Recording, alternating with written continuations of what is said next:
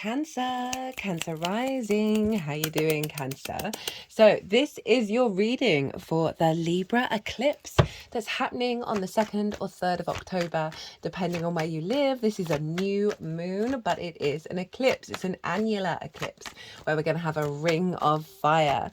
I've done a collective reading already for this where I've broken down the astrology in a lot more detail. I tap into the most integrated and expansive intention of any transit. So that way we can apply that intention to any situation that happens in our lives, the good, the bad, the beautiful, and the ugly. And I pulled some tarot cards in that collective reading, and part of that collective tarot reading was to see what the overall theme and intention of the annular, the ring of fire is. I also talk about that in a lot more detail in that collective reading. Some channeled messages came through, all of that good stuff. If you want a deeper dive into what this eclipse cycle is all about over the next 6 months, go check out that collective reading, come back and watch this, because this is what's applying to the Cancer area of your chart. Now, I read for Cancer, for the rising sign, sorry. So for those of you who don't have Cancer in the first house, look to what house it does fall in. Look to the themes of it, of the house that Cancer is in your natal chart. Oh, my words just went all over the place then. And all the other meaning you've got going on in the sign of Cancer. You want to apply that to the messages that are going to come through in this reading. And it will be as if that Cancer energy has now energetically moved to the first house, wherever that falls in your natal chart. So the astrology that I'm going to be talking about for the rising sign will always link in. You just got to add on your own natal chart meaning on top of it. As always, take what resonates, leave what doesn't. So there's going to be two piles. The first pile is going to be, again, the most integrated and expansive intention of what this eclipse cycle is all about for the Cancer lovelies. As I said just now about the collective reading, the reason why I tap into this frequency is so when we've got challenges, when we're confused, we can come back to it and apply to and sort of see the longer term intention behind what chaos may be going on in our lives. And it just gives us some perspective and gets us out of conflict with what's unfolding, as well as really seeing the higher integration of the blessings in your life in regards to where this is headed and what this is doing. Pile 2 is going to be how to work with that energy, how to amplify it over the next 6 months. This is a South Node eclipse. This is a new moon in Libra. This is the last time we're going to have a South Node new moon eclipse in Libra for 18 years or so, right? So this is activating a big new cycle. Di la mai tu fala e anima di shanima otoela di alima. So the energies that I channel have just moved those cards into the right order, and I'm not surprised, Cancer, and I'll get into it, of the significance of what's just come through in that reading, but I'm trying to keep these all hidden from everybody. Right, so what was I saying? This is a new cycle, right? This is an elevation of everything that we've learned over the last 18 years and a shifting into the new frequency, right? And I talk more about that in the collective reading. Now, where is this happening for you, Cancer rising? This is happening in your 4th house, your roots and your foundations, your ancestors, both blood and soul lineage, parental figures, a roof over your head, and things you do in private. So I like to imagine a tree in the natal chart, and the root system is in the 4th house, right? We need strong roots in order to expand and elevate and grow. And so this is often where a lot of trauma is stored because of the ancestors and because of parental figures, because it doesn't matter what they do, one way or another, they have they instigate a level of trauma, at least in the old paradigms that we've been operating in for so long.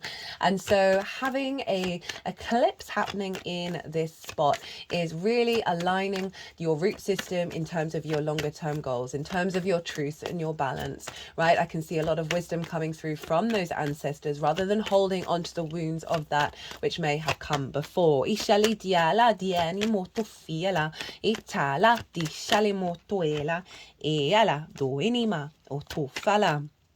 And this is a very significant house, right? Because it's the root system.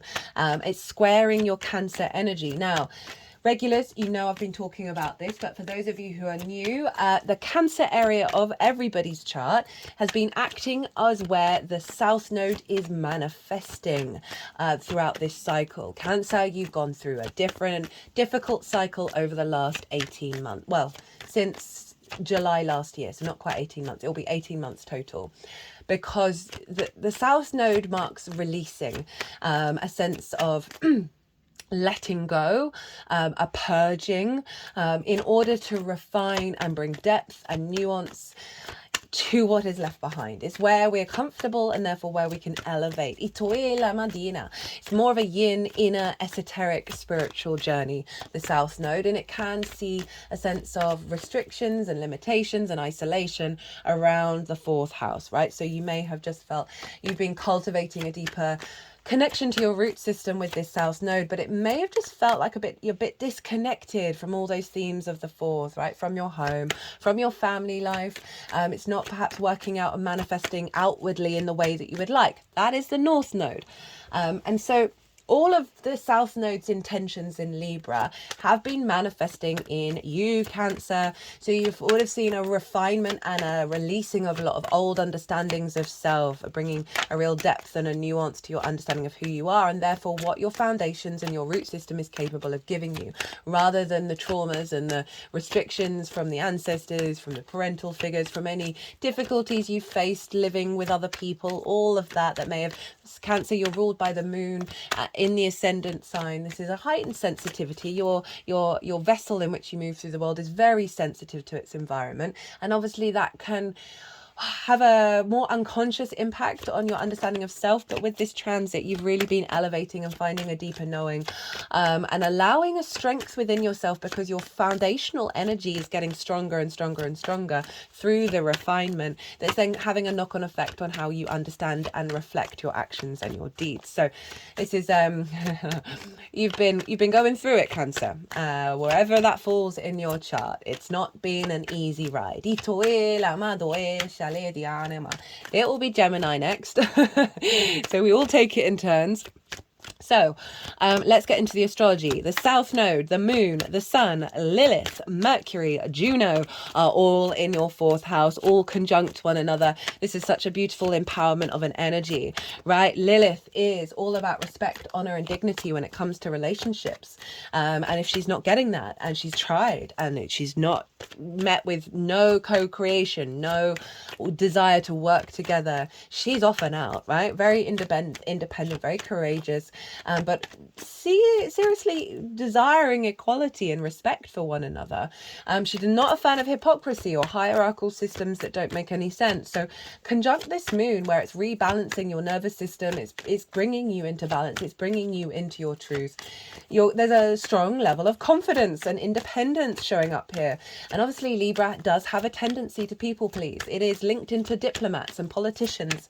They often have very strong placements. Bill Clinton, if we're to believe the natal chart of Putin, strong Libra energy, right? This sense of saying what needs to be said in order to get what you want, right? In order to make everybody feel good, rather than moving things forward in a way that actually serves everybody, right? That is one of the cruxes that Libra goes through in order to get back to their own truth and their own balance, and realize that sometimes we don't have to be nice all the time, but by being kind, which means being real and being loving, is actually the best foot forward. So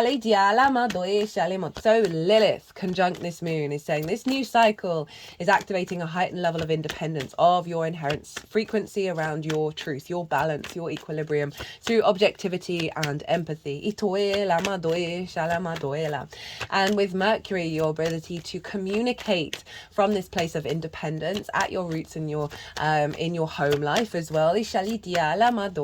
Getting lots of messages and downloads when you're at home from the ancestors that's going to serve as great wisdom of your unfolding and feeding nutrients and nourishment into your root system.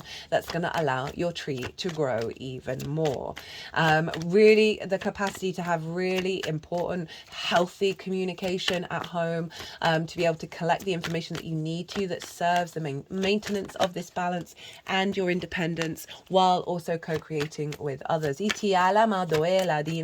Juno, commitment, your ride or die. So she is making sure that all of this activation and this unfolding is in alignment with your core principles that you're committed to, right? For some of you, this is about marriage. This is about a committed relationship with whoever you live with. Doesn't have to be romantic, and your capacity to have really insightful, really fascinating conversations.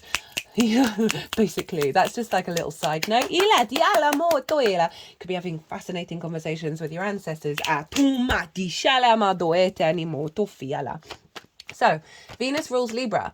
Where is Venus at the time of this transit? Because she is influencing what's going on with this eclipse, and she's over in your 5th house of your creation energy in the sign of Scorpio, right? This is the house of joy. This is creation, creativity, pleasure, amusement, games, children, both literal and figurative children, such as your inner child, things you birth into the world from a creative place, as well as romance, dating, and love. So Venus is making sure that whatever's coming through is creating more space for creativity, for joy, for pleasure, perhaps for romance, perhaps elevating your relationship with children if you have any, or your inner child, that's really bringing deep nourishment into your root system. We need that joy. We need that creativity in our existence in order to really have the desire to expand and grow and appreciate our life here on this planet. So that's some really powerful energy feeding into your root system here, right? This may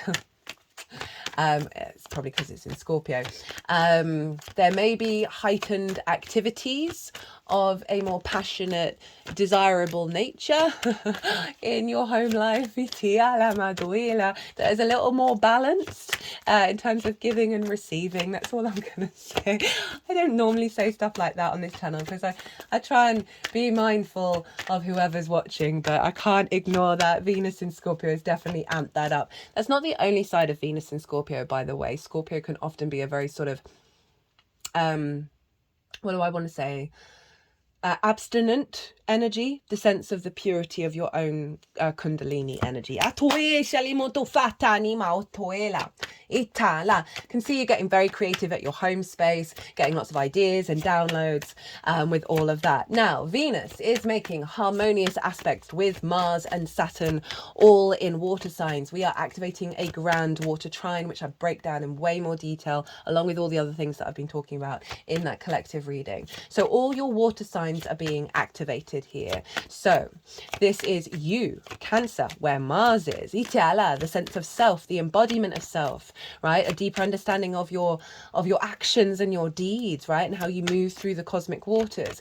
Saturn up in your 9th house of perspectives, the bigger pictures, right? Your morals, your ethics, your connections to bigger matrices that you know you're a part of.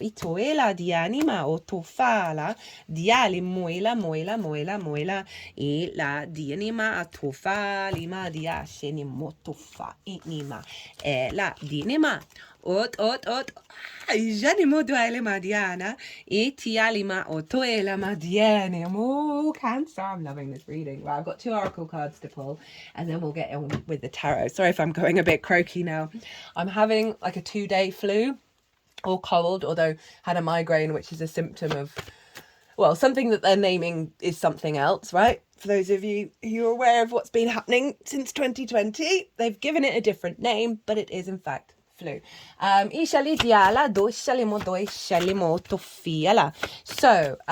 Saturn, I love this combination of Mars and Venus, right? Our motivation, our drive, our passion, with our desire, our connection, our love, in alignment with one another. They're a trine. Trines are ruled by Jupiter. There's a sense of elevation, of wisdom, a deeper knowing, a flow, a generosity of spirit here, a deeper confidence. With Saturn over in your 9th of your perspectives is longer term integrity and commitment, right? Both Juno and Saturn really strongly represent commitment. So you've got your actions and your deeds of your embodiment of self in your 1st house with Mars, your desires, your love, your passion, your creativity of Venus in your 5th house of your creation energy, all in alignment with Saturn, of making sure that perspectives are coming in that is serving the root system, is serving this joy and this embodiment of self, right? A deeper level of commitment to a higher perspective that is really allowing you to to grow and bloom. Okay, you got 2 oracle cards. All right, Cancer.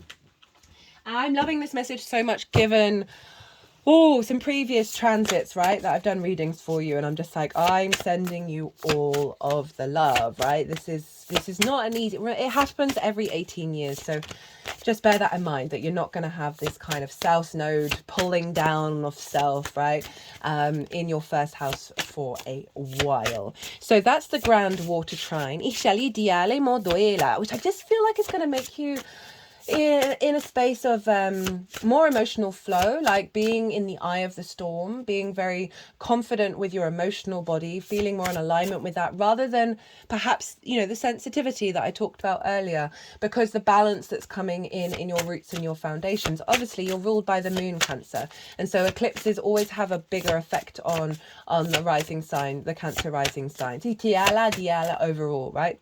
Ishali diali motoela diani moila moila. And I talk about, right, the message behind the fact that the moon is hiding the sun in the collective reading as well. Now, final bit of astrology, well, as I get this last oracle card out, is Mars and Ceres are opposite one another. Ceres is an asteroid. She represents the harvest, abundance, fertility, as well as this sense of nurturing, of nourishment, of nutrients, right? She's the grain mother. She is linked into the harvest, the cycles of time. She's over in the sign of Capricorn, in your 7th house of one-to-one relationships. This can be source, business partners, one-to-one clients, friends who are very important to you, longer-term committed romantic relationships, as well as your therapist. So Ceres is there, and she's opposite Mars, and they're forming a T-square with this lunation, right? So we have the opposition, and they are both squaring the sun and the moon, right? And the sun, and the release point of a T-square aspect is the bottom of the T, is this eclipse. So there's something around the self and the other coming into a level of harmony and balance in your 4th, right? And this is about the capacity to be generous and open, objective and empathetic, with you understanding the cause and effect of your actions. That's both Saturn and the Justice card, which is the Libra card. Finding more harmony rather than leaning into conflict with the other, right? That can be source, as I said. This can be seeing heightened levels of a deepening of your romantic commitment. Ceres in the 7th can see a lot of nourishment you're getting from the 7th, as well as the desire to give nourishment to the other. Mars in the 1st is a real alignment of your instinctive actions and your embodiment of self, and these are all coming together with this eclipse. And as I said, it could see you getting really creative at home in regards to, say you work from home and you've got one-to-one clients. That could definitely be a thing, as well as working on a new project with a business partner, and being in alignment with that, as well as being in alignment just generally with source in your roots and your foundations, and anyone you may live with, or more of a longer term romantic committed relationship, right? Remember, Venus is in your 5th, so there's a heightened level of intensity around sort of more romantic connections as well. And that Libra energy wants you to bring in dynamics in your life that serve your root system, rather than distort it.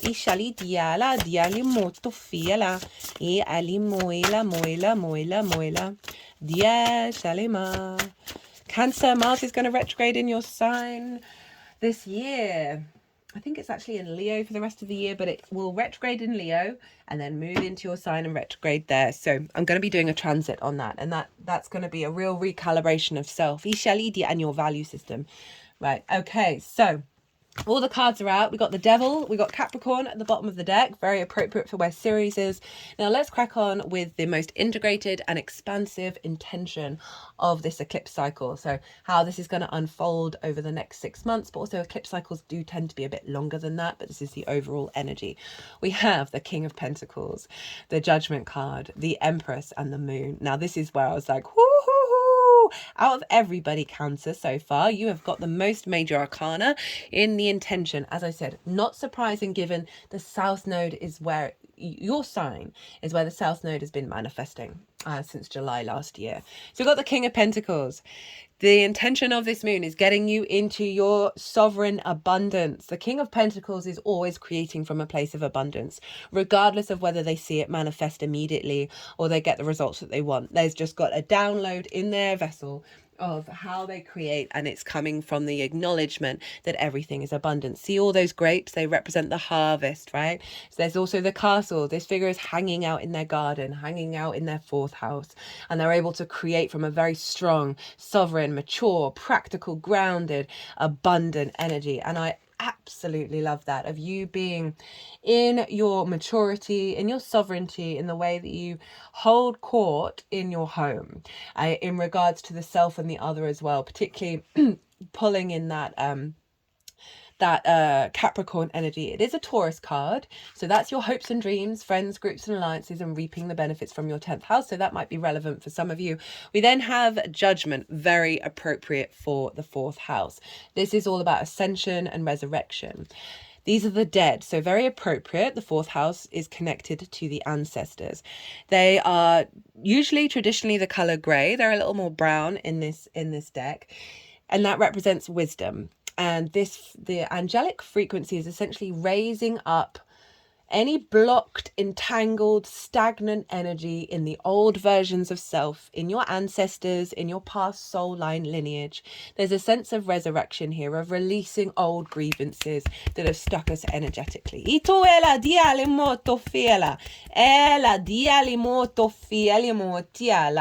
So this is super powerful for the message that came through in the astrology, right? And a sense of ascension in your home, in your roots, in your foundations, right? That's bringing in a stronger understanding of good judgment from a higher perspective, right? Really being able to zoom out.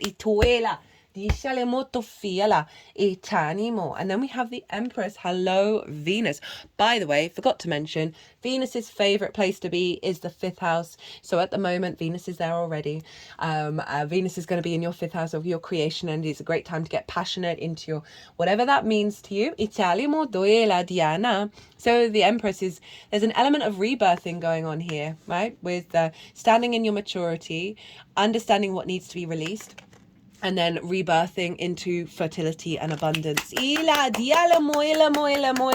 mean, look. These two cards are the only two cards with the golden scepter. This is the capacity to create and build. And you've got that in your 4th house. I love it so much. Such strong, healthy nutrients in your root system, allowing that tree to grow and expand into a forest. For some of you, this may be about a pregnancy. I'm always a little nervous of saying that, but I'm not often called to do so, but I am bringing that energy in. Generally, the Empress, you're feeling good in your home, you're feeling good in your root system, you're feeling confident that you are capable of building and expanding outwards, that you are bringing in abundance, very creative energy, very fertile energy. Again, tying back into that other message of perhaps you're doing a project at home, you're getting more creative at home, that is tapping into a level of understanding the importance of all of that in your life, rather than perhaps finding yourself in conflict over sensitivities that actually you're not going to give a damn about in a week. And then we have the moon, right? This is Pisces energy. This is the unconscious spaces, the subtle realms, the unseen realms, the things that appear in shadows, that shift and shape shift and change. It's also all about evolution of your unconscious realms. We have the dog and the wolf, this element of our primal instinctive nature and our capacity to be influenced by the external world.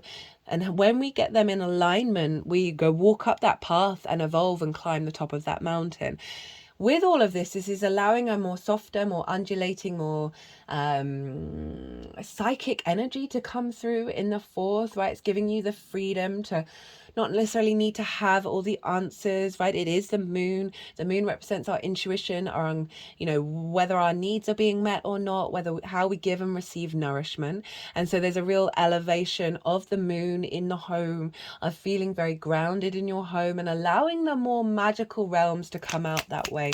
That was a key message that came through in the Libra Eclipse collective reading that I did.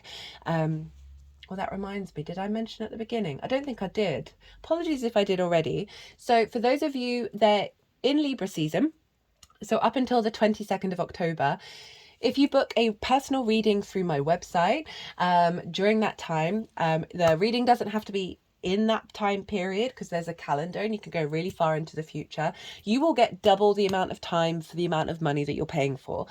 So that is the scales. I'm doubling up here. Yeah, that's what's going. So this is, it's jogging me because of the Libra Eclipse collective reading, where I launched that offer. That this is really allowing more flow of the magic to come out socially, to come out in our interactions socially in a way that's harmonious and balanced. Definitely a lot of psychic energy coming through, a lot of capacity to be less rigid in the home. To be more intuitively guided towards your needs, and this what I'm just getting is a softness, and also this growth of the magic within your unconscious realms.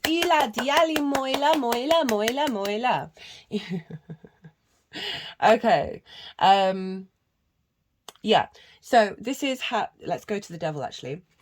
So this is bringing in the Capricorn energy, this strength of commitment for the long term, right? This is a real, before the Christians used the horned god imagery as the devil, it was a very powerful masculine fertility energy. It was Pan, Dionysus, it was many of the horned green gods, the green man energy in the earth traditions, right? It's all about creating and building in the 3D realm. So that's what I'm picking up mostly with this, is establishing a deeper level of commitment with the 7th house. So as I said, this could be the people that you live with source, with your friends, just that is going to allow more space in your root system where you're not in sort of codependent, distorted relationships. You're standing in your power. You're able to create relationships that serve you in the long term, that you're able to build and manifest with.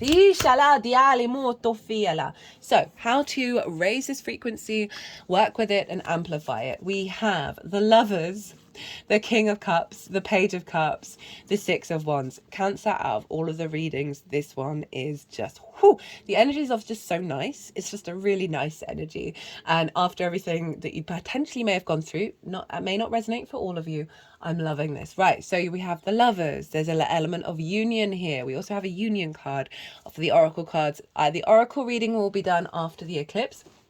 And this is where I tend to summarize everything that's come through, of how we work with it moving forward. So this is about the unification of the masculine, feminine, and spirit. This can be within yourself as well as externally. The Lovers card predominantly is about choices, making choices at milestones in your life, at crossings. What's the word? Crossroads. Did I say that? Oh my God, I do apologize. Crossroads, important crossroads at your life. And when we're integrated and we make the right decision, we're able to climb that mountain. Very appropriate for Ceres over in Capricorn, which is the mountain goat. So there's something about elevating a union within yourself, right? And focusing on this union, focusing on the decisions that you've made. What does love mean to you? How do you fall in love with yourself, with your roots, with your home, with the people that you're engaged with, right? There's a real sense of calling on the elevation of self. This is Gemini.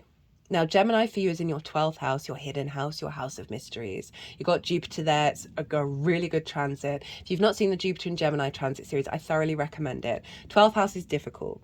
Jupiter is giving you so much support that you can magnify that. You're not going to get that for another 12 years when Jupiter moves out next year. So 12th house, the unconscious realms, the unconscious spaces, things going on behind the scenes. It's a difficult house.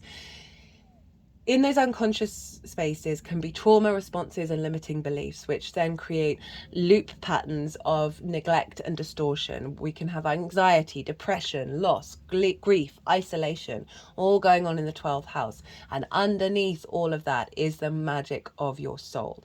Now, the 12th house can feel very personal to you, but not necessarily integrated into the rest of your chart. So there's something about you observing that 12th house energy, that Gemini energy, and how it may not be showing up in your home. It may not be showing up in your relationships, and that may be causing some difficulties, right? Some wounds. And so reflect on how to integrate it. But also what I'm strongly getting is being in observation of any unconscious responses, limiting beliefs that you have that have impacted the way that you perceive your root system and the power of your foundations in which to build on, as well as this can be linked into parental fingers, love languages that we learn at a very early age that often lead to neglect or codependency or whatever it is, and help work through that by putting a spotlight on it. It's also calling you to fall in love again. Fall in love with where you live. Fall in love with your roots. Send that love constantly, every day. Find ways of coming into union, right? Coming into balance with your environment, with your home, with perhaps the people that you live with, or whatever's coming up, right? This may be a lot of magic coming up from your soul in terms of your creativity coming through. We then have the King of Cups. So I was kind of talking earlier about being in the eye of the storm with all of this water, right? The King of Cups is in a storm and knows it and isn't bothered, right? Isn't afraid that it's going to get knocked and swept away into the ocean. It's very sovereign in its emotional understanding, very mature, very in control of how the emotions of the external and the internal realms influence them. It's not about denying emotions. It's about understanding you're a multifaceted being capable of holding on to lots of different emotions at once. So with this South Node, there may have been some difficulties. There still very much well may be. And this is calling you to stay in the middle of the storm, stay in the eye of the storm where all is clear. Know it too shall pass. Allow yourself to feel those feelings while also maintaining this level of total calm that the King of Cups embodies. It is calling you in those moments where there may be difficulties to see how you can step into the King of Cups. This is also highlighting, perhaps with the creative energy of Venus influencing this, of following your intuition, following your magic, your sense of love, your sense of imagination in the home, right? Of bringing different realities into your own, of getting creative there, of really just allowing yourself to be more intuitively in alignment. That's going to help with this moon energy as well. Remember, we've got all this fertility and creativity and ascendance and abundance showing up here. And it really does want you to know that you, through this process of a deeper awareness of perhaps the separation within self that may cause separation with others or with your home, with your roots, and do so with a very mature understanding of why that may be.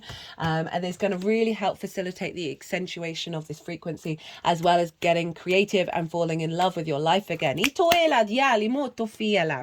have the Page of Cups. So this is about the messages from the psychic realms, from the unseen realms, from the magical reality, because this page is talking to a fish in a cup, and that fish is talking back. Very Piscean in nature. This is calling you to communicate through love, through your imagination, and just through the joy of play and creativity and your intuition, right? It is overall this tap into this frequency and of how you engage with yourself and your roots, talk to your roots with love, send magic that way, the people that you live with, those one-to-one relationships, and how that may have caused imbalance in your root system. The focus really here is on the emotional body, is on this sense of cultivating love rather than restricting and separating. It's also can see a lot of heightened intuition messages from source coming in when you're at home. We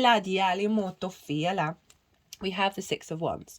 So this is about you doing what's important to you, not what other people have expectations over in terms of how you do it. So this figure's just gone and done a really important thing, but it's been difficult. There's been challenges, and they're now about to be celebrated. They're about to be recognized and received for the work that they've done. There's an element of celebration here and victory with the victory wreath. But this figure didn't do it for that celebration. It did it because it was so right for them to do it. There's a level of integrity here. And it's calling you to reflect on your integrity of what needs to be done, right? So often with that fourth, we have a lot of responsibility, which we can shirk off and find difficulties with. or expect everybody else to do what it is, do those things. This card is not about that. This is Jupiter and Leo, you know, really operating through your instincts from your heart space of doing the right thing, right, and bringing love and care and light to the world around you. So there's something around the sort of the acknowledgement of the strength of your root system that's growing, that's allowing you to do more things that may have been difficult before, and it turning into victories. You know, I was linking it into relationships, be that business, friendship, work. I said that already. Romantic, of there's something about there may be things that you need to do that are going to be worth it in the long term, that you may just find a little resistance there. Not sure why. Yeah, I'm picking up on this, so I'm going to say it. You may find some resistance, and do I want to say you want to push through that resistance? You want to look to why you're feeling that resistance, and I think that's going to help with an understanding of where there may be separation, and also sort of the things in the unseen realms to shift this into an evolutionary growth energy. So it's also saying that what you've been going through with this whole transit, with all of this, is there's going to be a level of recognition and victory at the end of it. Diana. Now, you got two oracle cards from the Shaman's Oracle. Dances on one foot, balancing act, and stars in the sky, a limitless possibility. This has never come out except for the first time in the oracle reading for the Pisces eclipse. You might want to go check out that transit, right? That's in your 9th house. So it's these all the transits are tying in with each other. So you are, this is the second time this is shown up, or when I've done readings, private readings, as well as on whatever readings I've done on this table. Ishali Diala. And then we have illumination. Itoela ma dieni ma otoela. Okay, I think they want me to read this card first. Itoini ma. Diana. This is from What We've Forgotten Oracle by Amy Miranda. All the decks are in the description box if any of them take your fancy. So, illumination, working on our light moves. We've probably heard this before. Maybe it was from someone in a tie-dyed, I think this showed up also in the Pisces Oracle reading. I think it did. Someone in a tie-dyed tank top at a music festival, or maybe from famed astronomer Carl Sagan. We are made of literal star stuff. Oxygen, carbon, hydrogen, nitrogen, calcium, phosphorus, potassium, sulfur, sodium, chlorine, magnesium, and trace elements. We are stars in a vessel. We are all made of light, and as we get connected to that light, we can imagine consciously letting it flood our systems. You might imagine that it's coming in through the top of your head from somewhere beyond the stars. You might imagine that it's like water and it's moving through you like a wave. Imagine what parts of your body or life may need to be illuminated with the light of infinite knowledge and unconditional love. So it's calling you to reflect on where can we bring illumination in your life, right? What needs to be focused on at the moment, right, in order to be brought back into balance via the mechanisms of infinite knowledge and unconditional love. Take a moment in your day for the next week to acknowledge the science of your being and fuel yourself with the light of the stars. You may want to try this at different times of the day to experience how it impacts your energy. Watch what comes through as you intentionally plug into the light of creation. Now, this is tying in both the 4th and the 5th of the downloads you're going to be receiving, that are activating your creation energy, your passion, your drive, right? The sort of the desire to create from the place of joy in your home. Ila diala.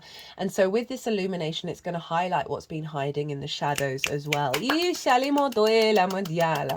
But to hold space for the fact that you are stars, everyone around you is a star. So any wounds in the 4th of not being able to expand and evolve, I really feel this is going to help be elevated. Perhaps do that meditation through the crown chakra of the light and then let it ebb and flow through water. Ila diala. And I do feel you're going to get a lot of receptivity around your perspectives of how you engage in the world, that's elevating your understanding of your foundations and how you can build. Itiala madoela.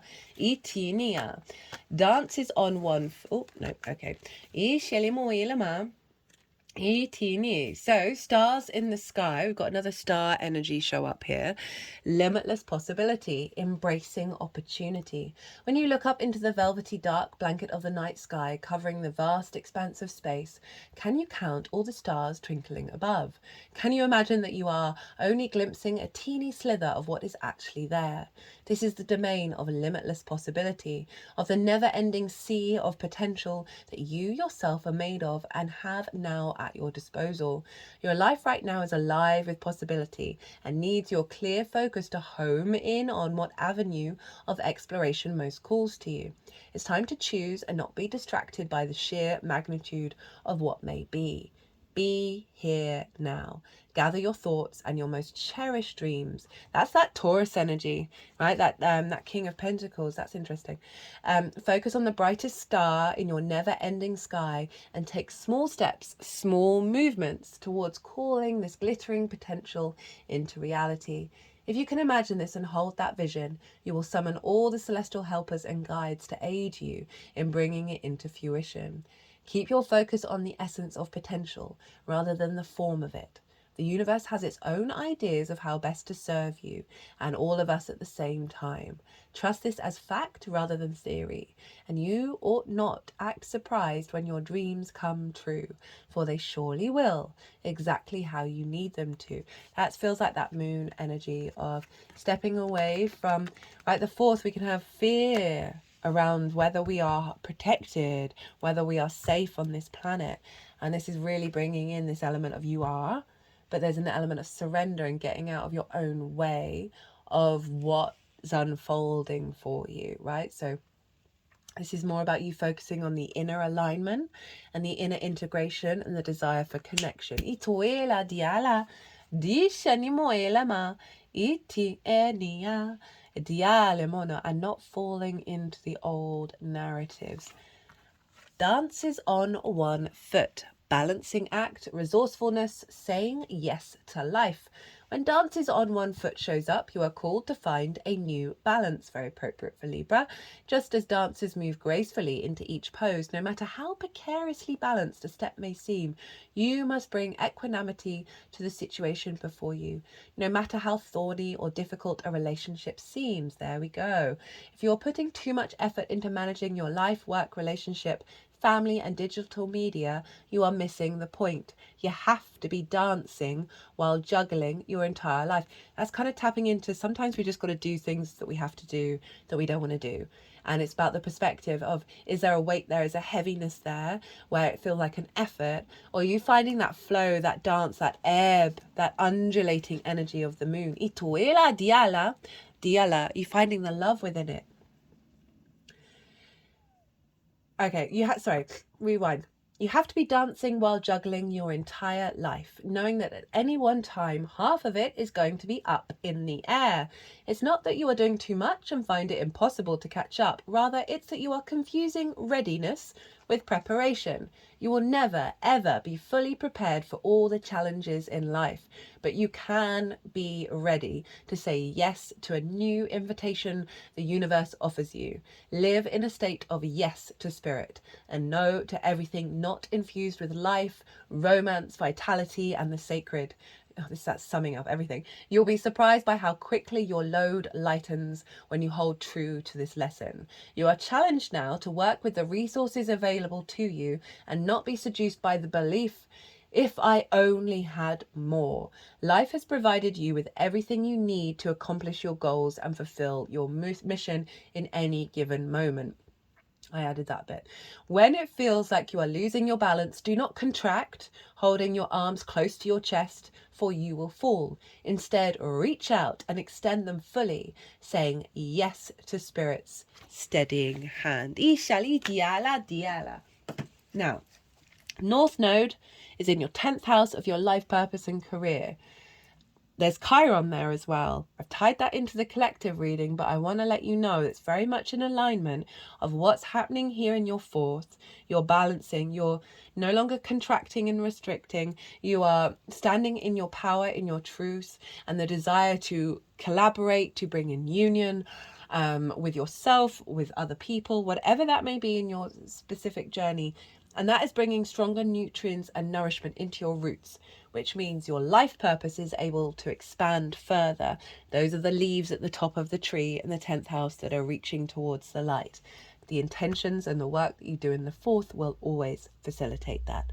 Well, Cancer, I hope you enjoyed this. I hope you got something from it. It would bring me great joy if you hit that like button. Remember, if you book a reading until the 22nd of October, you will get double your time. It doesn't have to be in that time period. It can be afterwards. Be good to yourselves, Cancer. Be good to those around you. Safe travels and be well until we meet again.